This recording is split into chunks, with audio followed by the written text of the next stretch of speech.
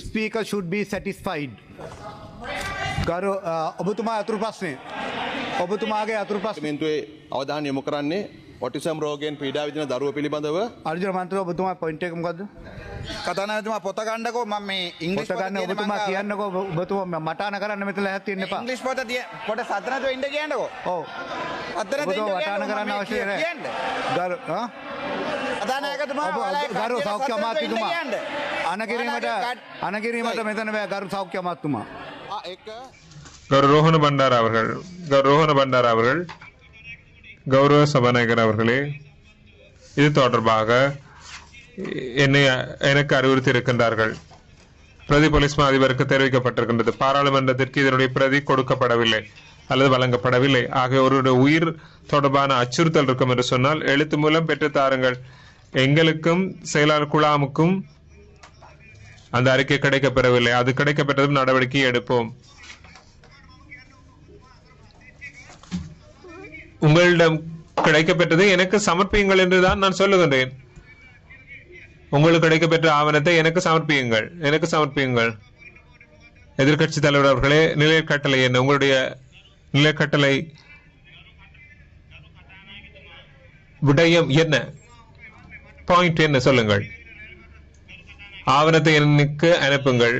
நேற்று இடம்பெற்ற ஒரு விடயம் தொடர்பாக நீங்கள் சபை முதல்வருக்கு சந்தர்ப்பம் கொடுத்தீர்கள். நான் உங்களிடம் கேட்டேன், நேற்று இடம்பெற்ற ஒரு விடயம் தொடர்பாக பாராளுமன்ற உறுப்பினருடைய உயிர் அச்சுறுத்தல் தொடர்பான ஒரு விடயத்தை முன்வைக்க அதை நீங்கள் நிராகரிக்கின்றீர்கள். சந்தர்ப்பம் தாருங்கள்.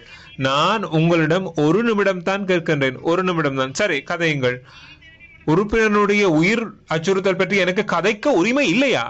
நான் உங்களிடம் சொல்ல விரும்புவது, ரோஹன பண்டார விஜயசுந்தர அவர்களுடைய உயிர் அச்சுறுத்தல் தொடர்பாக மதிப்பீட்டு அறிக்கை புலனாய்வு பிரிவு, போலீஸ் விசேட பிரிவு, சிஸ்டர் பிரதி போலீஸ் மா அதிபர் வடமத்திய மாகாணம் அறிக்கை சமர்ப்பித்திருக்கின்றார்கள். மதிப்பீட்டு அறிக்கைக்கு அமைவாக உங்களுடைய பாதுகாப்புக்கு அதிகாரிகளை அல்லது பாதுகாப்பு உத்தியோகத்தர்களை நியமிப்பது பொருத்தமானதென அவர் பரிந்துரைத்திருக்கின்றார். அதை நான் அன்சாருக்கு சமர்ப்பிக்கின்றேன். நான் உங்களிடம் கேட்கின்றேன், பாதுகாப்பு மதிப்பீட்டு அறிக்கை சொல்லுகின்ற போதும் இவருடைய உயிருக்கு அச்சுறுத்தல் இருக்கிறது என்று, இவருக்காக பாதுகாப்பு உத்தியோகத்தர்கள் நியமிப்பது பொருத்தமானது என பரிந்துரைக்கின்ற போது இந்த கடிதத்திலே சொல்லப்படுகின்றது கேபினட் அப்ரூவல் ஒன்று எடுக்க வேண்டும் என்று சொல்லப்படுகின்றது.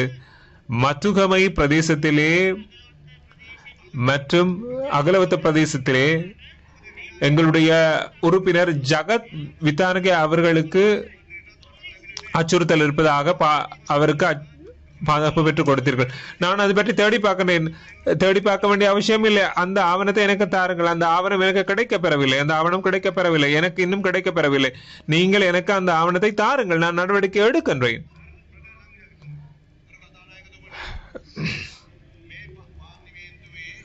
இந்த பாராளுமன்றத்திலே கௌரவ சபாநாயகர் அவர்களே, ஆளும் கட்சியாக இருக்கலாம், எதிர்கட்சியாக இருக்கலாம்,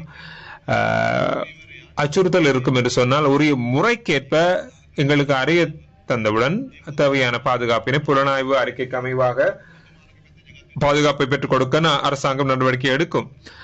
ஜகத் வித்தான அவர்கள் தெரிவித்த போது அரசாங்கம் என்ற ரீதியில் நாங்கள் தலையிட்டோம். அரசாங்கம் என்ற ரீதியிலும் தனிப்பட்ட அடிப்படையிலும் தலையிட்டோம். அதுபோல நீங்களும் தலையிட்டு அவருக்கு பாதுகாப்பை பெற்றுக் கொடுத்தோம்.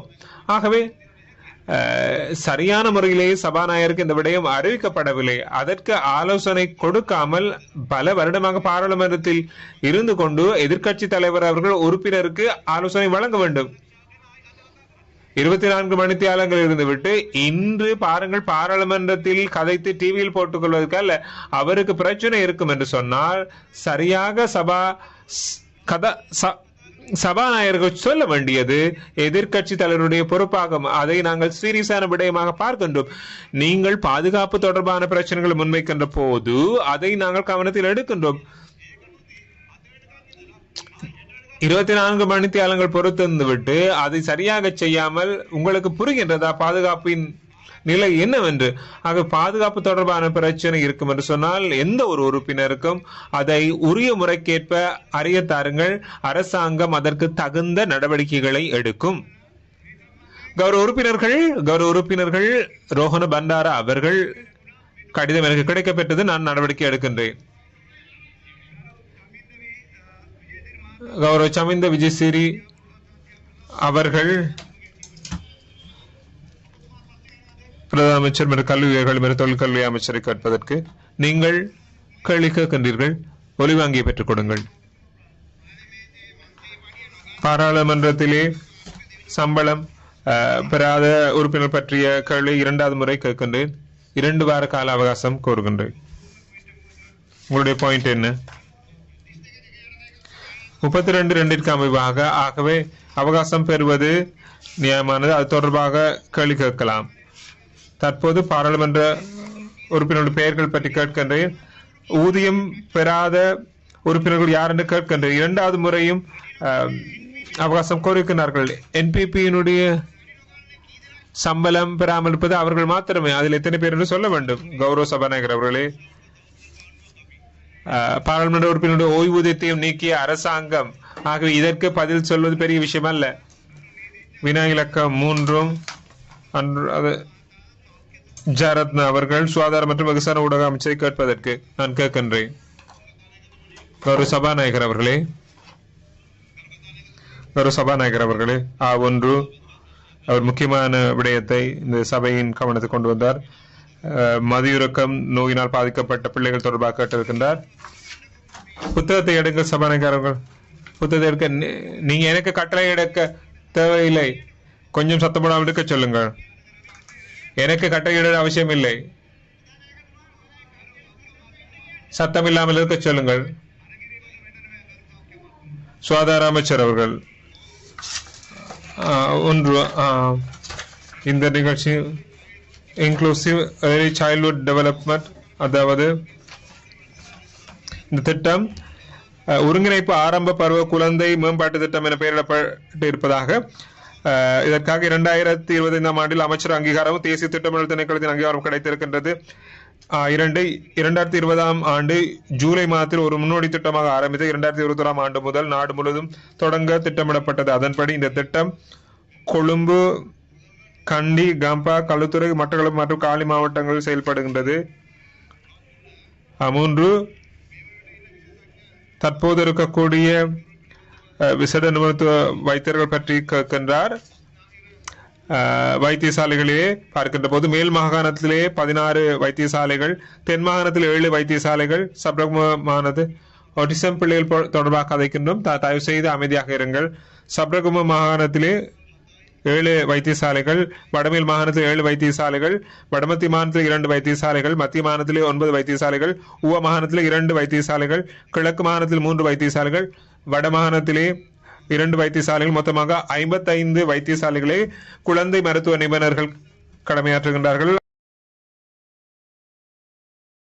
அத்தகைய வைத்தியசாலைகள் கடமையாற்றுகின்றவர்கள் ஆட்டிசம் போன்ற நோய்களுக்கு சிகிச்சை அளிக்கின்ற கிளினிக்குகள் இயங்கும் வைத்தியசாலைகள் பற்றி கேட்டிருக்கின்றார். 20 வைத்தியசாலைகள் இருக்கின்றன.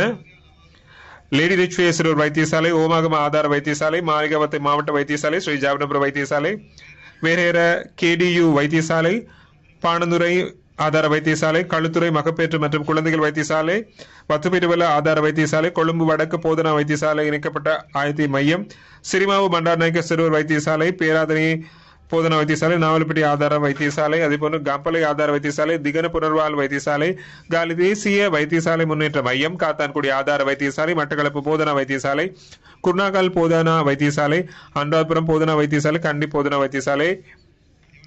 அந்த வைத்தியசாலைகள் தேவையான உட்கட்ட வசதிகள் மற்றும் ஏனைய வசதிகள் வழங்குவதற்காக நிதி ஒதுக்கப்பட்டுள்ளது என்று கேட்கப்பட்டிருக்கிறது. 2025ஆம் ஆண்டு வரவு செலவு திட்டத்தில் 200 மில்லியன் ஒதுக்கப்பட்டுள்ளதுடன் 2026 வரவு செலவில் 100 மில்லியன் ஒதுக்கப்பட்டுள்ளது. அர்ஜுன் அவர்களே, உங்களுடைய பாயிண்ட் போர்டர் என்ன? இங்கிலீஷ் இருப்பதாக நான் சொன்னேன். 110 நான் முதலாம் வாசிக்கின்றேன். Complaint that is submitted to the parliament by a member of parliament submitted உறுப்பினர் பாராளுமன்றத்திற்கு சமர்ப்பிக்கப்பட்டது. சபாநாயகருக்கு அல்ல சொல்கின்றது, பாராளுமன்றத்துக்கு சமர்ப்பிக்கப்பட வேண்டும். பாராளுமன்ற உறுப்பினர்களின் சப்புரிமைகள் மீறப்படாது அல்லது பாராளுமன்ற உறுப்பினர் குழுவின் பொறுப்பாக இருக்கிறது. இது சபாநாயகரின் பொறுப்பல்ல. அவர் சிறப்பு குழுத்தான் தீர்மானிக்க வேண்டும். உங்களுடைய செயலாளர் நமக்கு அதை அறிவித்தார். சபாநாயகர் திருப்தி செய்யப்பட வேண்டும். පාර්ලිමේන්තුවේ අවධානය යොමු කරන්නේ ඔටිසම් රෝගයෙන් පීඩා විඳින දරුවෝ පිළිබඳව අර්ජුන මන්ත්‍රී ඔබතුමා පොයින්ට් එක මොකද්ද? කතානායකතුමා පොත ගන්නකෝ මම මේ ඉංග්‍රීසි පොත ගන්න ඔබතුමා කියන්නකෝ ඔබතුමා මට අන කරන්න මෙතන ලැහත් තියෙන්න එපා. ඉංග්‍රීසි පොත පොත සතරනතු ඉන්න කියන්නකෝ. ඔව්. ඔබතුමා මට අන කරන්න අවශ්‍ය නැහැ. ගරු කතානායකතුමා ගරු සෞඛ්‍ය අමාත්‍යතුමා අන කිරීමට මෙතන බෑ ගරු සෞඛ්‍ය අමාත්‍යතුමා. එක தற்போது நடைபெற்று வரும் பாராளுமன்ற அமர்வில் பாராளுமன்ற உறுப்பினர்களிடையே அமைதியின்மை ஏற்பட்டது.